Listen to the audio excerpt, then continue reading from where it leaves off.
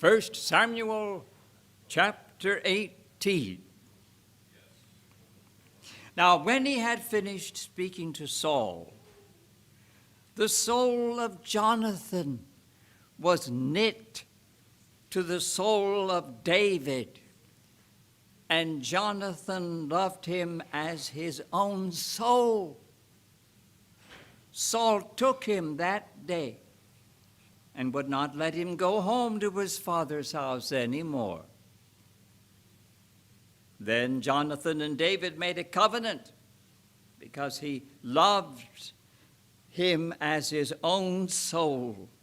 And Jonathan took off the robe that was on him and gave it to David with his armor, even to his sword and his bow and his belt.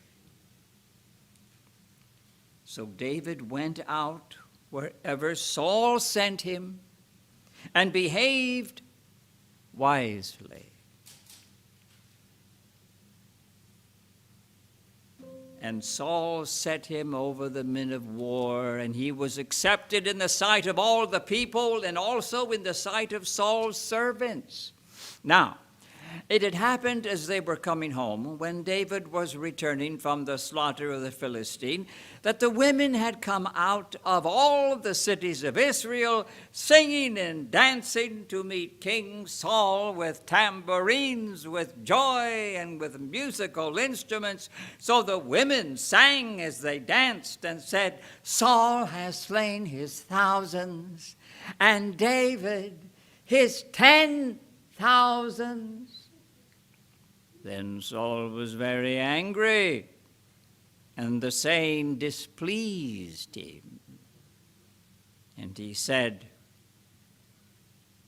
"They have ascribed to David 10,000s, and to me they have ascribed only thousands. Now, what more can he have but the kingdom?"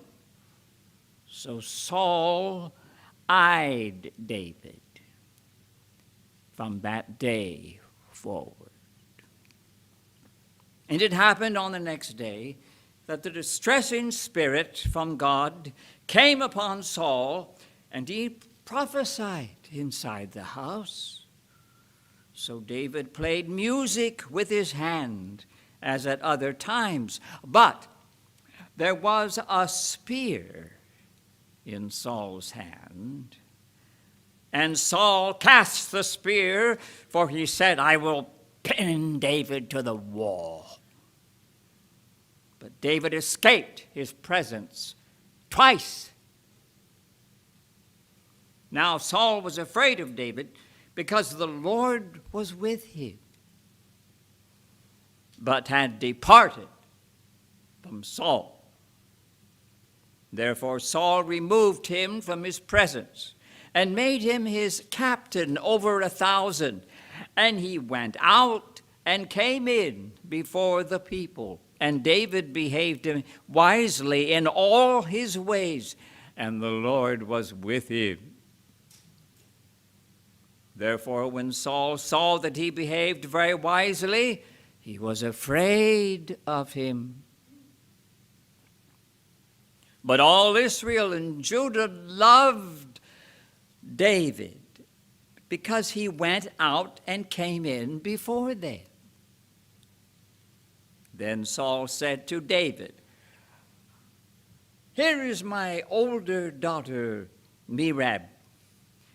I will give her to you as a wife.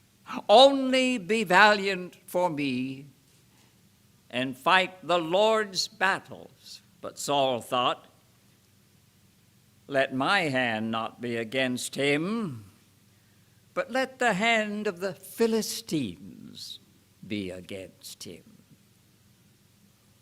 So David said to Saul, "Who am I? And what is my life or my father's family in Israel that I should be son-in-law to the king?" But it happened at the time when Merab, Saul's daughter, should have been given to David, that she was given to Adriel, the Maholathite, as a wife. Now, Michal, Saul's daughter, loved David. And they told Saul, and the thing pleased him. So Saul said, I will give her to him, that she may be a snare to him, and that the hand of the Philistines may be against him. Therefore, Saul said to David a second time, You shall be my son-in-law today. And Saul commanded his servants, Communicate with David secretly and say, Look, the king has delight in you, and all his servants love you. Now, therefore, become the king's son-in-law. So Saul's servant spoke those words in the hearing of David, and David said, Does it seem to you a light thing to be a king's son-in-law, seeing I am a poor and lightly esteemed man? And the servants of Saul told him, saying, In this manner David spoke. Then Saul said,